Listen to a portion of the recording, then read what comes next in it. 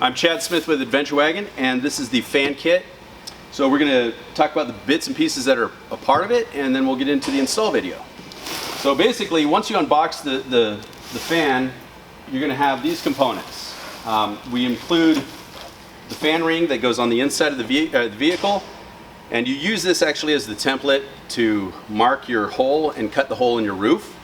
You'll notice that there's a groove on one end, and this groove here is only used in the rear fan placement. So if you didn't get a rear fan, you will ignore this groove and you'll actually put the groove down. We'll show you in the install video how that works. You'll also get the remote control for the fan, the installation screws. This is a primer that you'll use on the top of the fan, on top of the vehicle, so that the tape sticks to the vehicle and the plastic as well. So there's 3 sticks of the primer included. This is the sealant tape that we use to seal the fan to the roof. We do not use glue except for in the 170 rear position, which we'll show you in the future as well. And then the fan itself,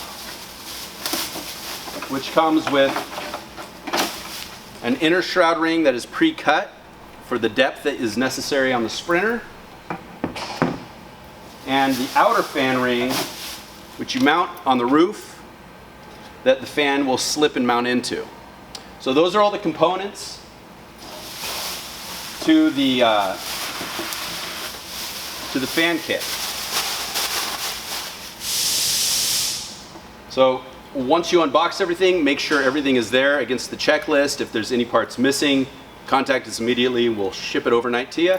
But for the most part, our goal is to make sure everything is in the boxes. All right, let's get into the install.